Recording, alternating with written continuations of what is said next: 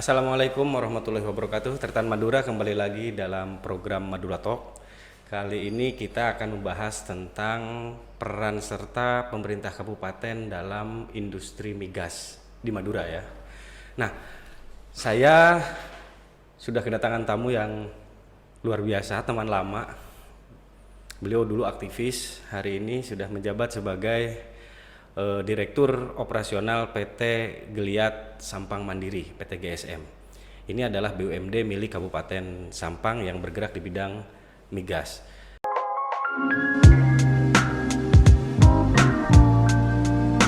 Assalamualaikum Mas Tamsul. Waalaikumsalam Mas Ferry. Mas Tamsul, gimana perjalanan sampean kok mau jadi Direktur BUMD yang bidangnya migas, padahal dulu sampean aktif di NGO yang banyak menyoroti tentang hal itu?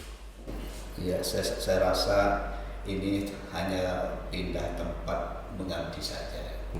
Intinya apa yang saya lakukan di luar sistem dengan di luar sistem punya satu tujuan, bagaimana bisa membantu pemerintah daerah untuk bisa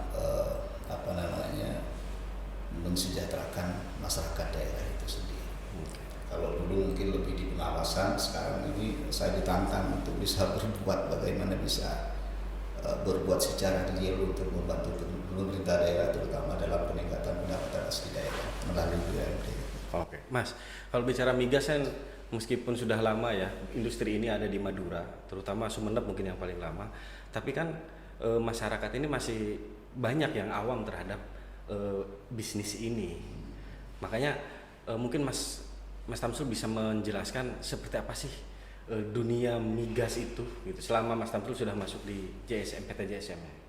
Ya, saya rasa begini, dilihat dari satu sisi memang keterlibatan pemerintah daerah di dalam usaha dan bisnis migas ini masih sangat kurang. Nah, berkurangnya ini memang ada beberapa penghambat. Satu dari sisi permodalan, karena bisnis di migas ini saya pikir membutuhkan modal yang sangat banyak dan begitu besar. Dan kalau kita mengandalkan APBD untuk bisa supporting dana atau penanaman modal dari pemerintah daerah, ini sangat tidak mungkin. Tetapi bukan berarti kemudian dengan modal besar yang seperti itu BUMD tidak bisa melakukan apa-apa. Bisa mereka melakukan dengan membangun kerjasama dengan berbagai pihak. Itu yang pertama.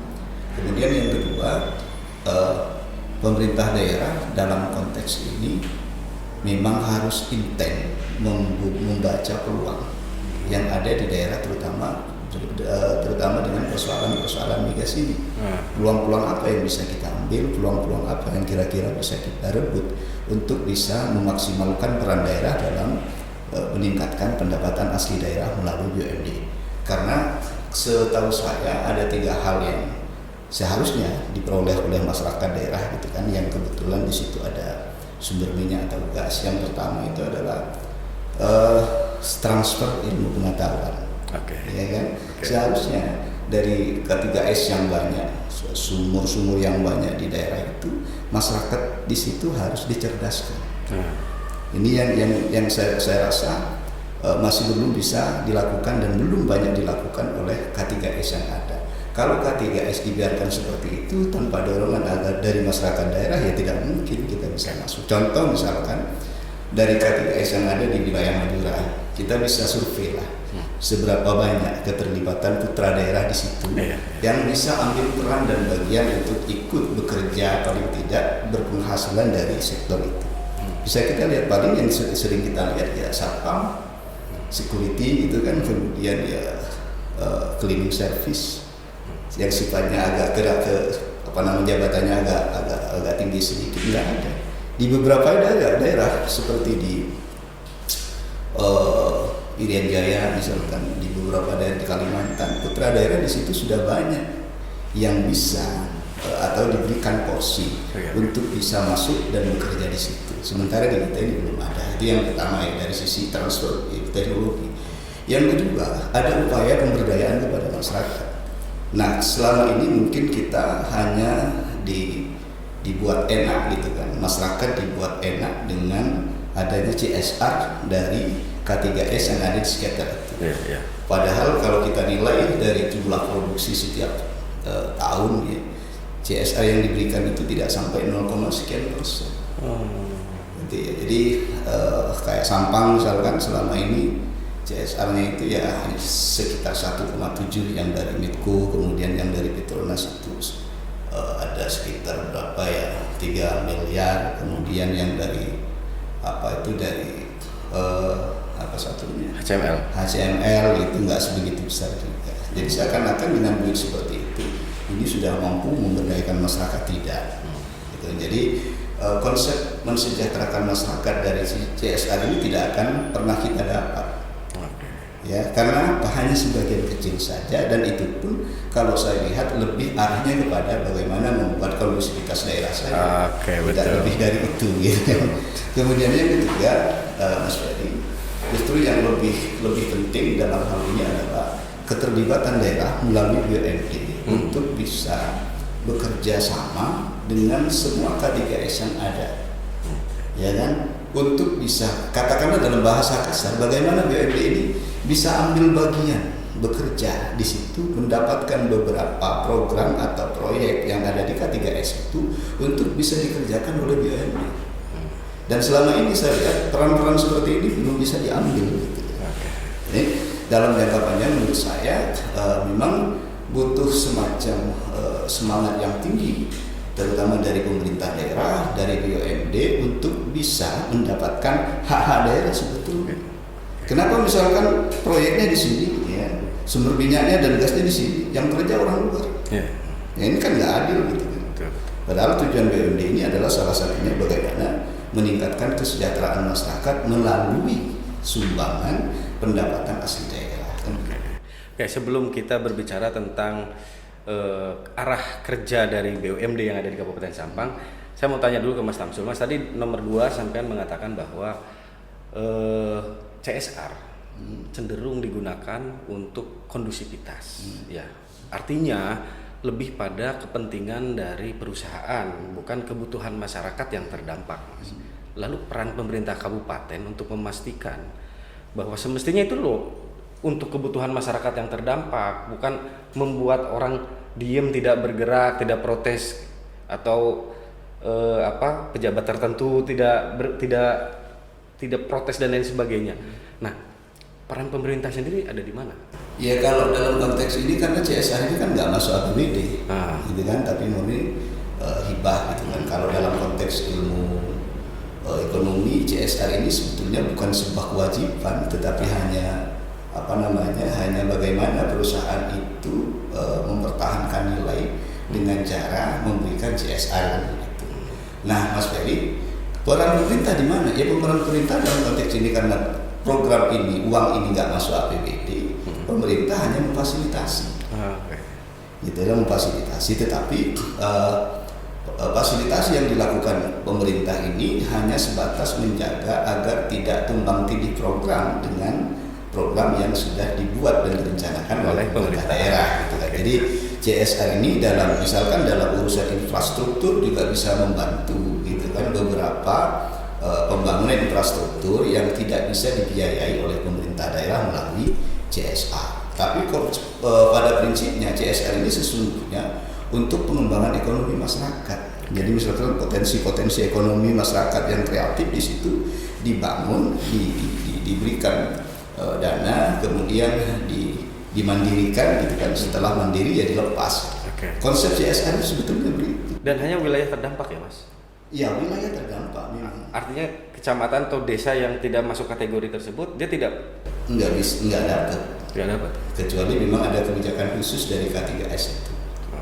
Karena kan dasar-dasar penentuan daerah terdampak itu berdasarkan keputusan dari Menteri Lingkungan Hidup kan begitu. Jadi artinya masyarakat Sampang secara umum tidak bisa mengharapkan fasilitas seperti CSR kecuali mereka yang ada di wilayah terdampak, ya Mas ya. Begitu kira-kira. Meskipun kalau bicara migas seakan-akan milik semua orang Sampang. Ya, untuk migas ini bisa dimiliki oleh semua orang. Ya salah satu caranya bagaimana memaksimalkan peran BUMD itu. supaya lebih merata kebagiannya ya. Ya, jadi artinya nanti dengan BUMD yang punya pendapatan yang besar dari bisnis itu, otomatis setoran kepada pemerintah daerah kan semakin besar. Dan itu bisa digunakan bebas ya, tidak Dan hanya. ini bisa digunakan oleh pemerintah daerah untuk perencanaan pembangunan yang akan dilakukan. Oke, sekarang kita masuk ke apa sih PT JSM, bergerak di bidang apa PT JSM itu? Ya, JSM ini PT Geliat Sampang Mandiri ini sebagai holding atau induk perusahaan, gitu kan. Jadi kalau ditanya bisnisnya apa, nggak berbisnis. Jadi sifatnya seperti apa ya, sifatnya koordinatif, mengkoordinir dari beberapa. Kita ini kan JSM punya beberapa anak perusahaan nih, ada PT SMA, kemudian ada Sampang Mandiri Aman, ada PT SMP, ada PT Triple S gitu kan. Jadi kita ini lebih kepada pengawasan karena kita menjadi pemegang saham di tiga perusahaan. Nah, kalau yang PT SMP itu yang dulu kasus ya, Mas. Sekarang masih beroperasi apa enggak? Sekarang masih nunggu proses pembubaran. Oh, SMP-nya sudah mau dibubarkan.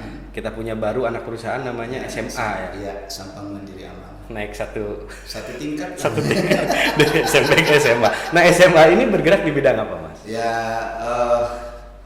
ada jasa konstruksi, kemudian yang berkaitan dengan migas tentunya. Ia juga menyediakan penyediaan barang dan jasa istilahnya untuk kebutuhan supporting eksplorasi migas yang beroperasi di sana ya. Sampang, dimanapun yang bisa kita. Oh, bisa ya? Kan begitu. Oh, berarti bisnis BUMD ini tidak hanya untuk K3S yang ada. Kita kalau berbisnis cuma di daerah ya nggak bisa maksimal juga. Oke, menarik. Keren. Nah, kalau untuk PTS Triple S, Mas, Sampang Sarana Sorbes ya. Ya, jadi PT Triple S ini lebih banyak bergerak di bidang penyediaan jasa. PT Triple S ini kita kongsi saham dengan BUMD Provinsi Jawa Timur. Gitu. Jadi keuntungan ntar dibagi dua ya? Dibagi dua dong, tergantung dari komposisi saham. Kita punya saham di 51%, yang 49 itu punya provinsi. Nanti yang 51% ini diambil operasionalnya Triple S, baru disetor ke daerah. Ke JSM dulu ya? Ke JSM, dari JSM ke kas daerah. Ke kas daerah. Berarti tidak banyak juga kalau begitu. Nggak banyak juga. 1 tahun itu kita hanya 1 miliar. PAD-nya, nyetor ya? Saya kira lumayan banyak kan sih. Nah, dulu sampean pernah teriak-teriak di Sampang bahwa Sampang tahun berapa saya lupa itu PAD-nya dari orang sakit karena kebanyakan dari rumah sakit. Betul. Rumah sakit berapa bisa nyumbang PAD? Kalau dulu itu sekarang kurang tahu ya. Dulu itu kan hanya 2 sampai 3 miliar. Oh, berarti BUMD yang dipegang sampean ini belum bisa menyaingi orang sakit bisa, ya. Tapi ini kan saya baru masuk di BUMD. Ya kita lebih banyak melakukan benar-benar lah beberapa hal yang selama ini mungkin kurang sesuai dengan regulasi, kita sesuaikan. Ya, masih banyak juga teman-teman BPK yang belum diselesaikan, kita selesaikan gitu. Mas, baru nanti insya Allah tahun 2022 ini kita sudah bisa start. Sampean berapa bulan sudah pegang ini? Masuk di GSM itu sekitar bulan September 2020 kalau nggak salah. Oh, belum setahun ya? Belum, sudah setahun lebih. Tapi saya ini kan masuk tidak langsung jadi ini Mas pengendali gitu kan, tapi lebih banyak berbenah di internal gitu kan. Belum punya keleluasaan untuk pegang kendali bagaimana mengatur dan membangun strategi bisnis di perusahaan itu. Nah, sekarang saya sendirian. Saya sebagai karena dirinya mengundurkan diri, ya selama ini saya berusaha untuk memaksimalkan kemampuan gitu kan untuk membuat beberapa strategi bisnis, kemudian pembenahan di internal kami gitu kan, koordinasi dengan anak perusahaan juga dimaksimalkan. Mas, ketika sampean masuk di JSM ini kan informasi tentang migas terbuka lebih besar ya ketimbang waktu dulu ada di pengawasan sebagai NGO. Peluang apa sih sebenarnya yang bisa dimanfaatkan dengan modal APBD kita yang minim dalam bisnis migas? Ya sementara ini satu ya yang sudah dilakukan dengan modal kita itu kita bekerja sama dengan PJU membuat perusahaan yang khusus untuk mengelola PAI. Namanya PJSE, Petrogas Jatim Sampang Energi. Kita punya saham 49%, yang 51% punyanya PJU Jawa Timur. Ini yang terobosan yang sedang kita lakukan. Mudah-mudahan bisnis ini di tahun ini sudah bisa kita ambil manfaatnya. Oke, perusahaannya ini sudah terbentuk ya Mas? Sudah terbentuk lama, sejak 2000. Prosesnya lama, bukan hanya 2017 kalau prosesnya. Boleh tahu ini nanti untuk ngelola PI dengan K3S yang mana Mas?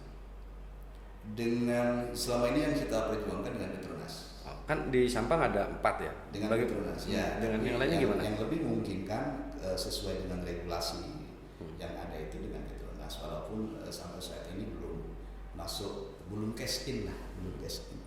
Jadi kalau dari sekian proses itu ada 11 tahapan yang persyaratan yang harus kita penuhi, kita ini sudah 10. Oh, berarti tinggal satu langkah lagi. Langkah apa itu?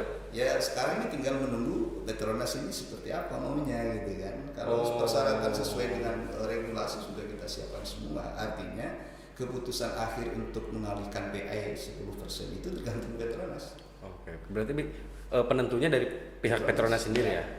Nanti bisa kita undang lah. Kita undang ke sini lah dari Petronas ya. Tapi kalau ini sampai deal Mas, kerjasama daerah bisa mengelola PI ya sesuai aturan yang diberikan oleh negara kita ya.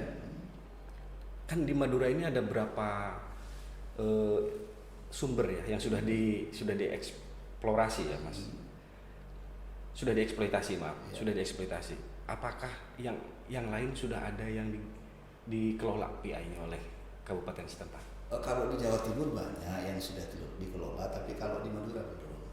Yang sama-sama kita bersama-sama sekarang ini untuk mendapatkan PI ya Bangkalan gitu kan. Tapi saya nggak tahu Bangkalan prosesnya sampai sekarang saya nggak paham. Sumeneb juga. Oh, Sumeneb juga ya? Sumeneb juga. Jadi ada tiga kabupaten yang beda K3S gitu kan, yang sedang berupaya untuk mendapatkan PI. Ya, salah satunya Kabupaten Sampang. Oke, berarti Tretan Madura, 3 kabupaten di Madura yang sudah ada industri migasnya di sana sudah sama-sama bergerak ya hari ini untuk mendapatkan PI.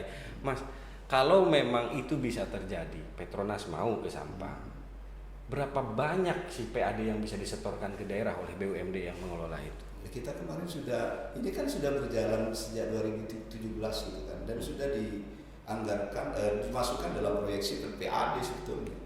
Jadi kita itu kalau ini jalan 15 miliar, insya Allah bisa kita penuhi dari kita. Luar biasa ya. Ya makanya saya mohon doanya gitu kan, dan dukungan dari semua pihak bagaimana kemudian PAI ini bisa kita dapatkan.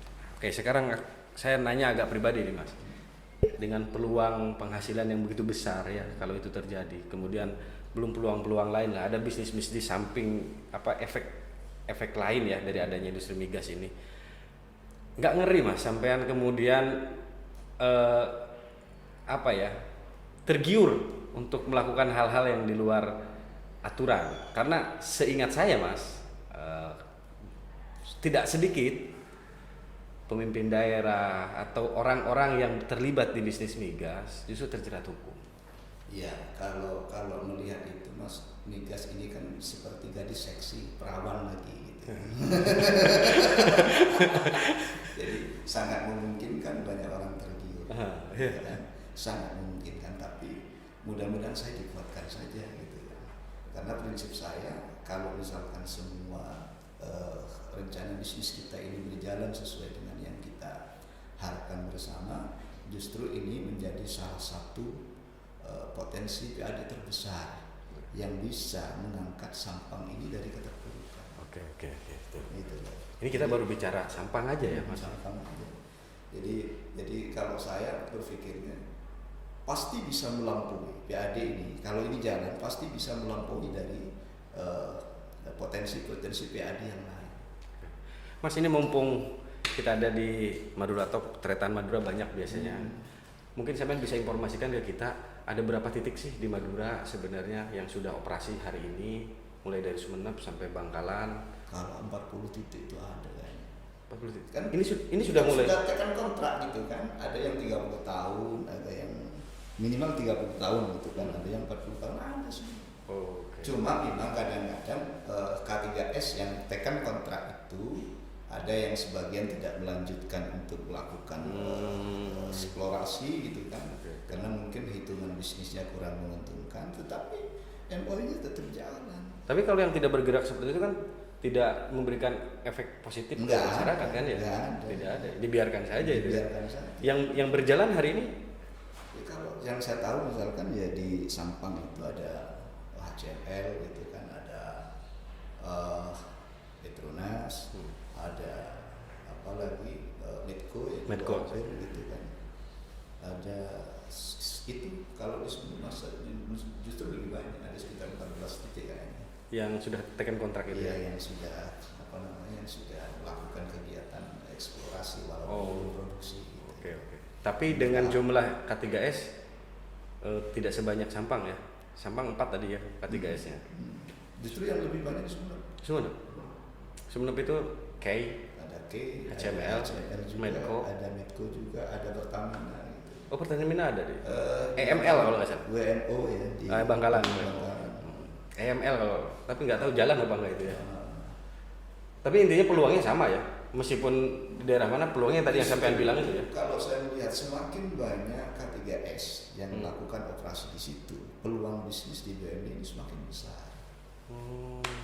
Iya kan, logikanya kan begini, misalkan K3S yang ada di kita Sampang gitu kan, mulai dari perencanaan, disosialisasi, kemudian eksplorasinya, eksploitasinya sampai produksi, itu kan butuh fasilitas-fasilitas yang besar. Iya. Kalau memang kita mau gitu kan dengan fasilitas itu, saya pikir bisa untuk kita ambil. Gitu kan. Sebenarnya kita startnya kalah ya Mas, ya telat ya. BUMD bermuncul ini telat ya. Saya pikir telat, sangat telat. Sangat telat. Ya. Karena mereka beroperasi sudah lama sekali di Madura. Iya, puluhan tahun sudah. Kita baru akhir-akhir ini ramai di Sumeneb ada BUMD gitu kan, di Sampang ada BUMD, di Bangkalan ada BUMD yang bergerak dan itu telat, sangat telat.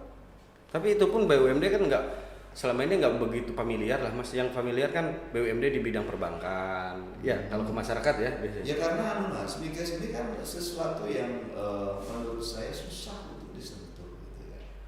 Susah untuk bisa semua orang dapat akses informasi.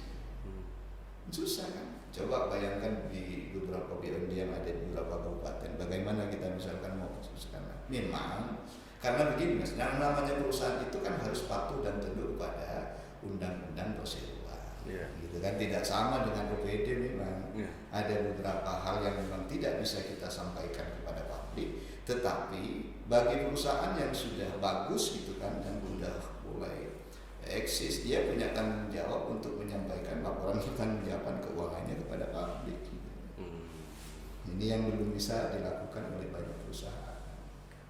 Oke, kalau masyarakat awam seperti saya berbicara bahwa bisnis migas ini sulit untuk dimasuki ya, sulit untuk tahu, masuk ke dalam, itu wajar bicara seperti itu. Tapi kalau sekelas sampean orang yang BUMD bergerak di bidang migas mengatakan itu, berarti kan luar biasa ini. Se-eksklusif apa sih bisnis migas ini Mas? Kalau bicara itu kan ada eksklusif, ada lebih eksklusif gitu kan, ada yang sangat eksklusif. Jadi memang susah disentuh, susah. Tapi kalau kami ya di BUMD ini bekerja sama dengan beberapa K3S ya, paling kita hanya melihat peluang bisnis atau tender yang ada di situ. Di luar itu kita nggak bisa ngapain. Misalkan nih ada pekerjaan apa di Medco misalkan, Medco ini tender ini tender itu ya kita hanya bisa mainnya di situ.